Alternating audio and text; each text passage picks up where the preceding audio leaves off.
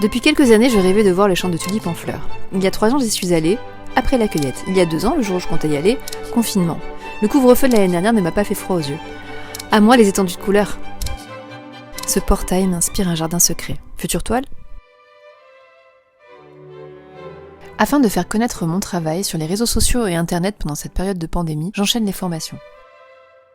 Je décide alors de reprendre de A à Z ma charte graphique, signature, couleurs, typo, univers visuel. Pour moi, l'idée est qu'il y ait une résonance entre mon univers pictural et ma communication visuelle. Je trouve enfin mon template idéal sur WordPress et je refonds totalement mon site avec ma nouvelle charte graphique et une nouvelle navigation. Je vous invite à aller le visiter et à me donner votre avis en commentaire.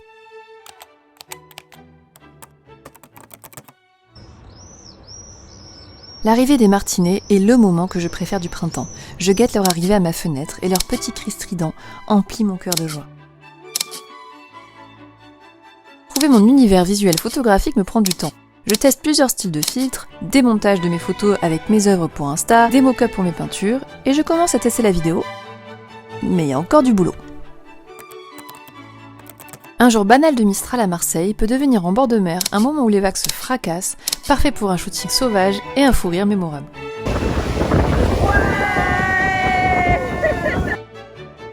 GL Productions, que je vous recommande, me mettent le pied à l'étrier et je tourne avec eux ma vidéo de présentation.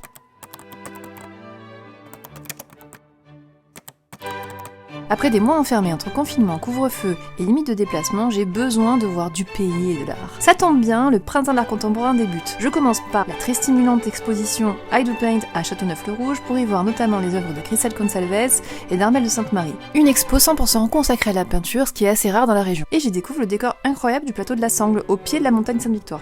Je continue le pack à la Galerie Arty avec les œuvres de Caroline Viquenot, artiste de la région dont j'aime beaucoup le travail, et j'y découvre les peintures de Thomas Chevalier qui me font penser à l'univers de Claire Tabouret. J'adore. Je rencontre ensuite Juliette Feck à La Ciotat et ses mains de sirène, déposées dans l'eau et sur les rochers. Œuvre à la démarche féministe, fait très poétique. J'en profite pour visiter le parc du Mugel juste à côté. Je sais, je connais mal ma région, et j'ai vraiment l'impression d'être à Jurassic Park, avec la roche volcanique caractéristique, le temps nuageux et la végétation, je m'y croirais.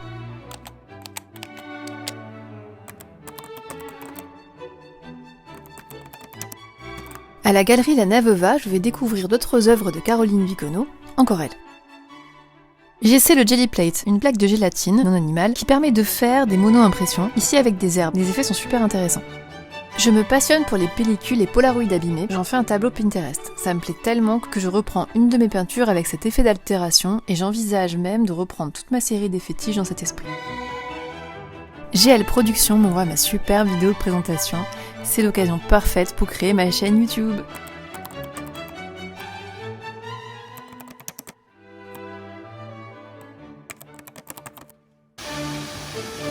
Je me décide à faire les shootings des Ophélie. Je pars en repérage pour trouver le lieu idéal. Je découvre les chutes du Grand Bahou, qui me donnent l'impression d'être dans le royaume des lutins et des fées. Mais le shooting se fera ailleurs. L'expérience de mon premier shooting avec la géniale Linda me procure un sentiment de satisfaction inédit. J'y reviendrai dans une vidéo sur les Ophélie.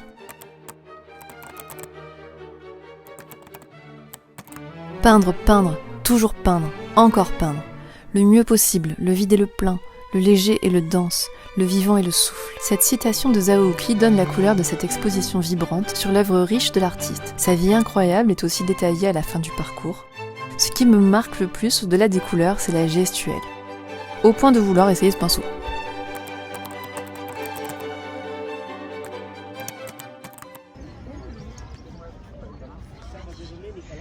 Pour finir le printemps et accueillir l'été, rien de mieux qu'une journée en Italie, où l'eau étrangement opaque et turquoise répond aux maisons colorées à flanc de collines. Ciao!